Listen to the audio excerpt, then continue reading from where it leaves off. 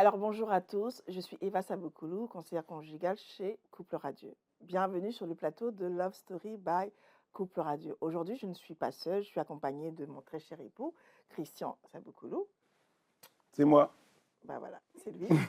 Et je suis aussi avec ma partenaire, ma collaboratrice, Melcy. Mais la particularité de cette émission, c'est que ce sera Melcy aujourd'hui qui fera l'intervieweuse, qui sera la journaliste aujourd'hui. Donc, à toi, Melcy. Merci, Pasteur Eva. Bonjour, Pasteur Christian. Bonjour, merci. Pasteur Eva. Vous allez bien? Très bien. Surtout va. dans un cadre comme ça, on est très à l'aise. Oui, non, franchement, c'est très Comme à bien. la maison. Oui. Un peu. Pas trop. Pas trop. En tout cas, on Alors, est bien. On est bien. Oui. On est à l'aise. Ouais.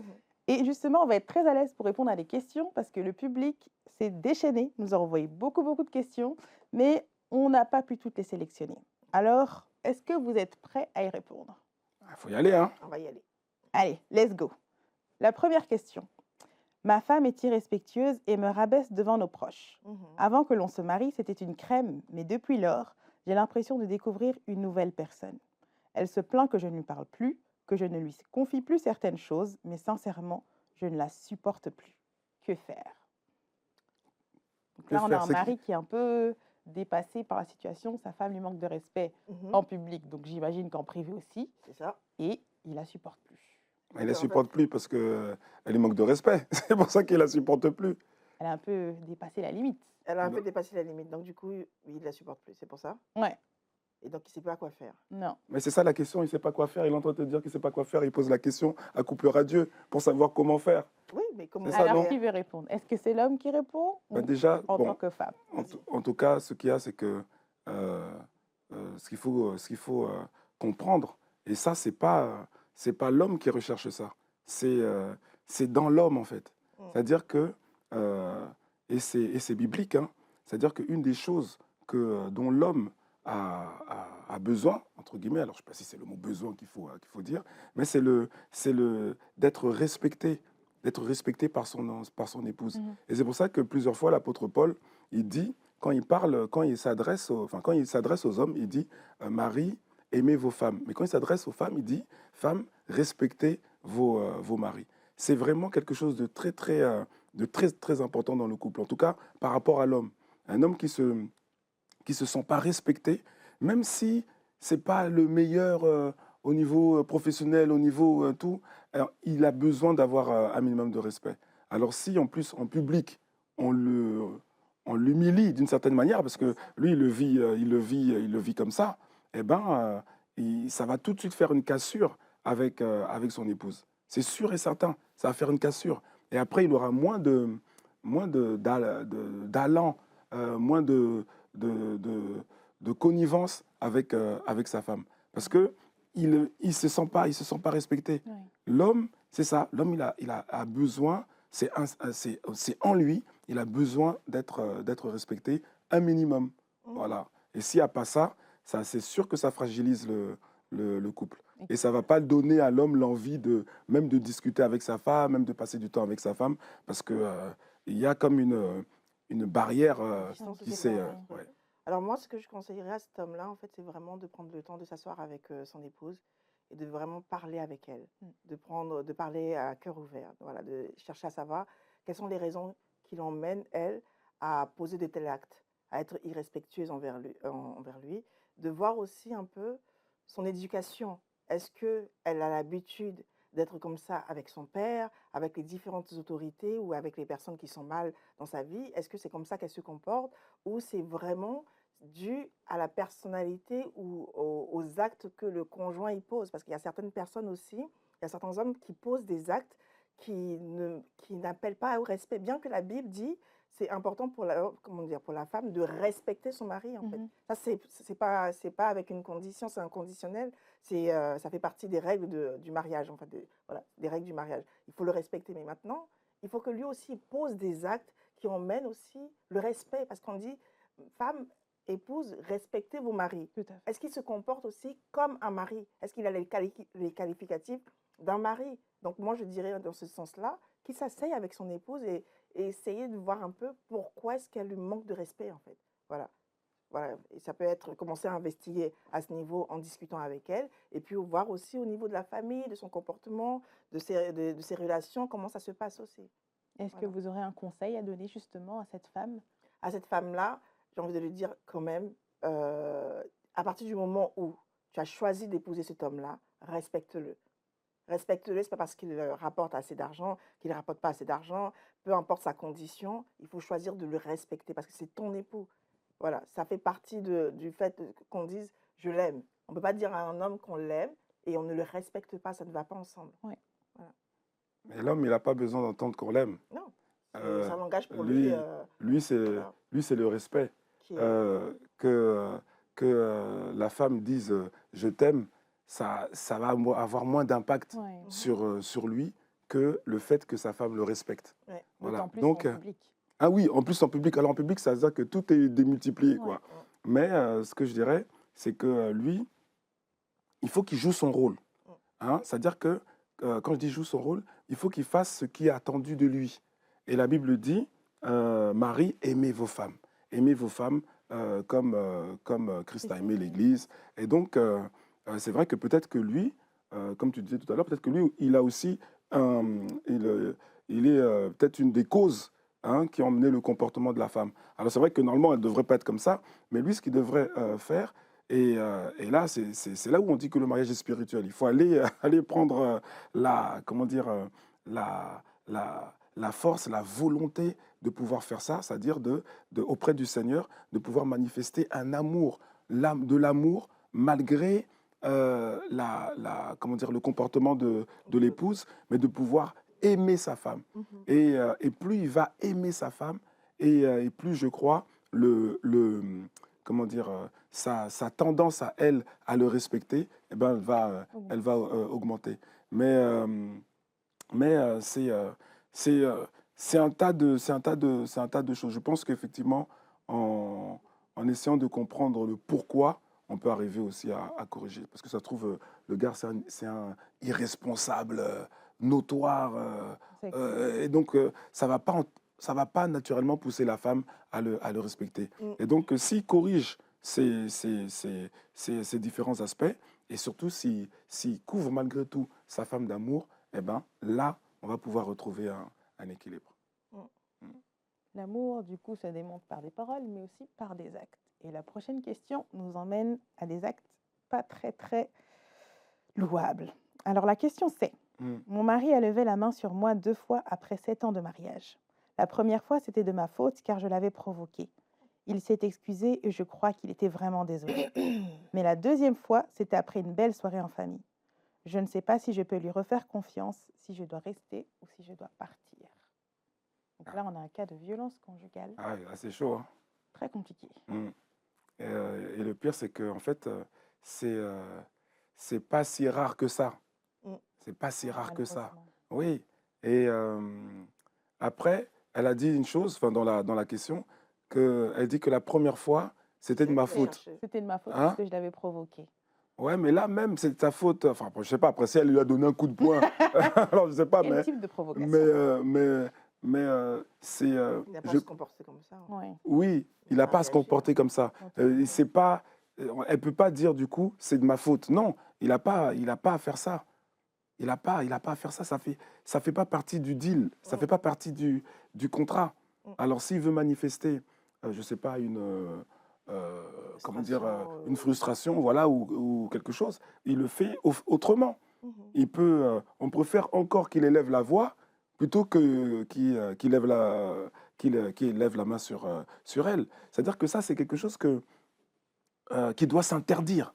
Et ça doit, même si on dit 2 fois en 7 ans, 2 fois en 15 ans, non, c'est 0 fois. C'est 0 fois. Il y a même pas de compromis avec ça.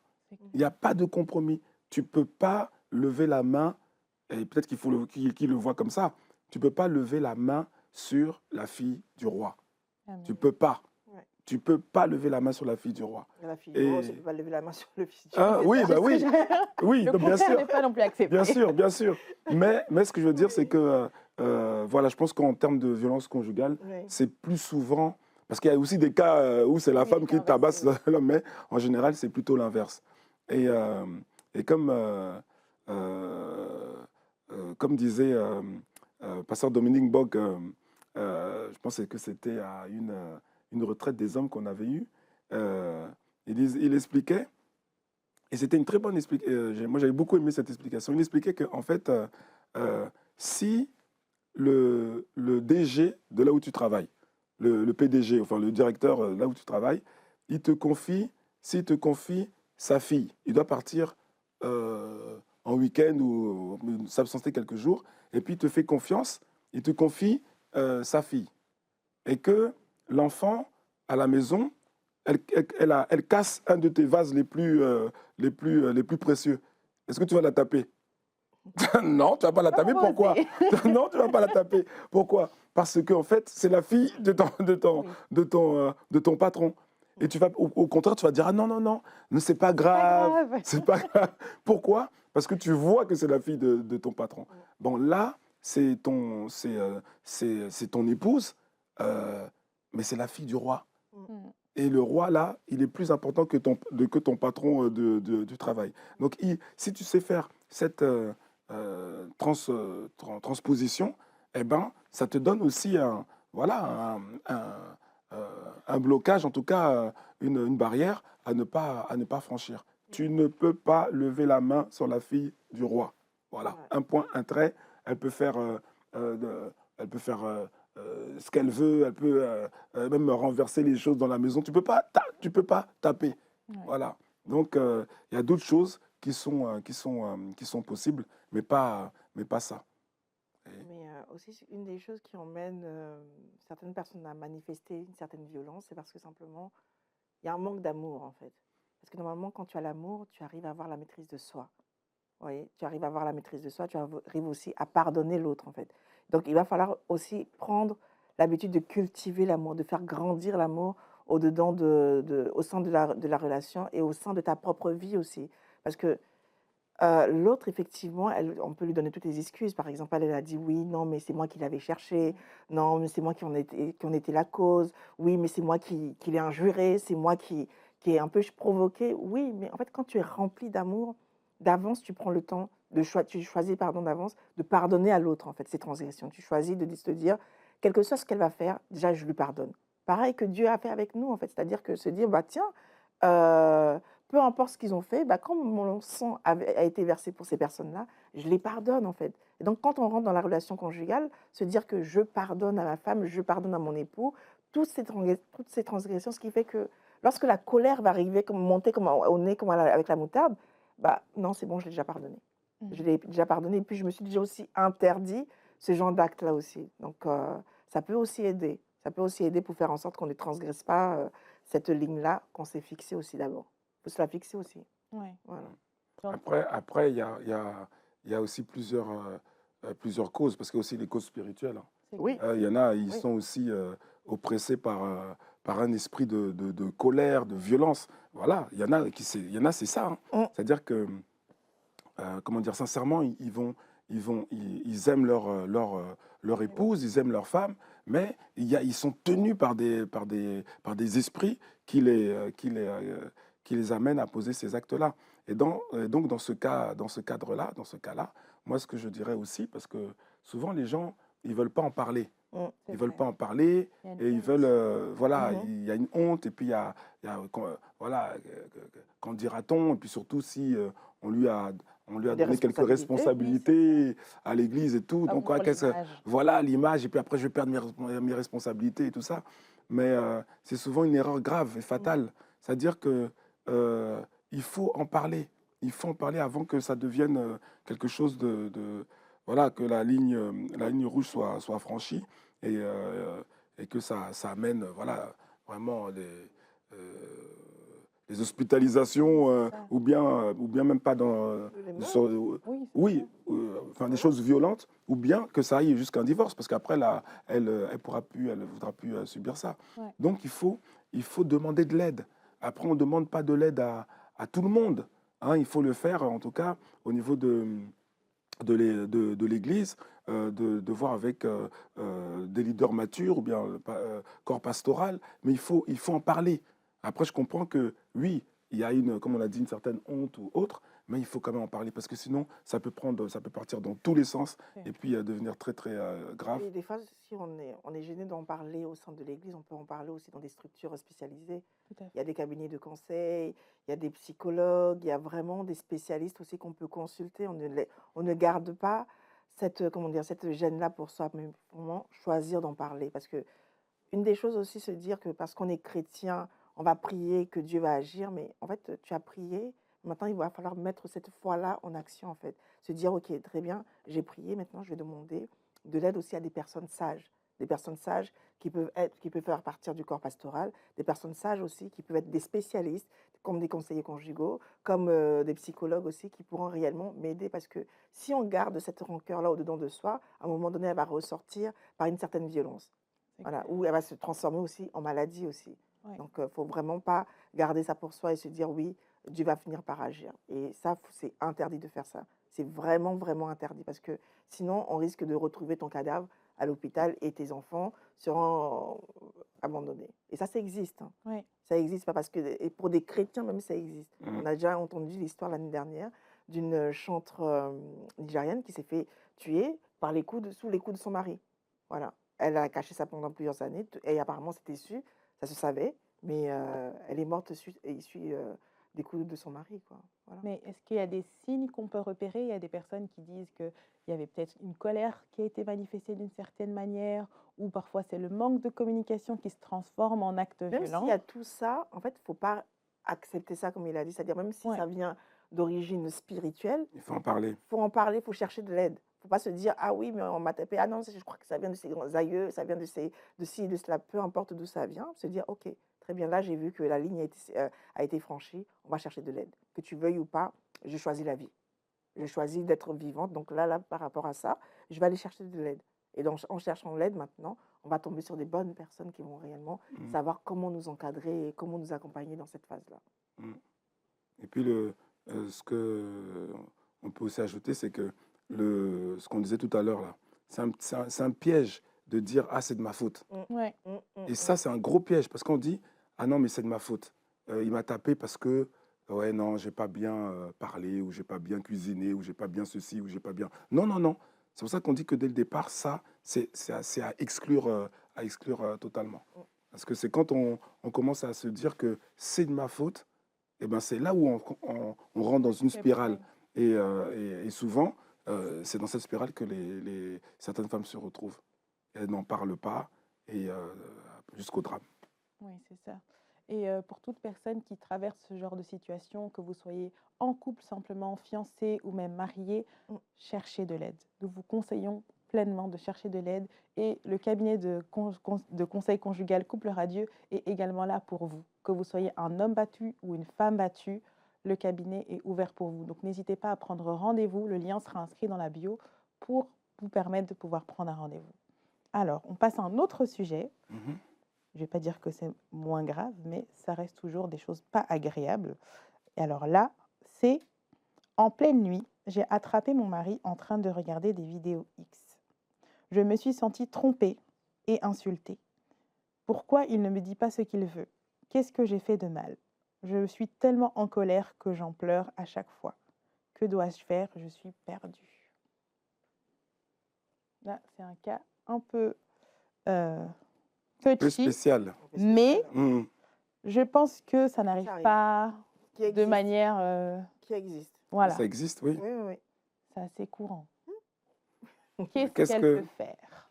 Est-ce Que qu'elle doit faire? lui en parler? Bah Est-ce non, qu'elle doit déjà, dire faut « je t'ai parler. attrapé Ben oui, il faut être déjà. Mais si elle a attrapé. Non, mais peut-être qu'elle a attrapé Ouais. en cachette. ?» Oui, Elle a attrapé en cachette. En général, si elle pleure dans son coin, c'est qu'elle Ah attrape oui, en non, si elle cachette. pleure, ouais, c'est qu'elle n'a Donc, pas dit. non, mais je pense qu'il faut confronter la situation aussi. Il faut vraiment confronter la situation. Moi, je suis pour le côté où il faut investiguer.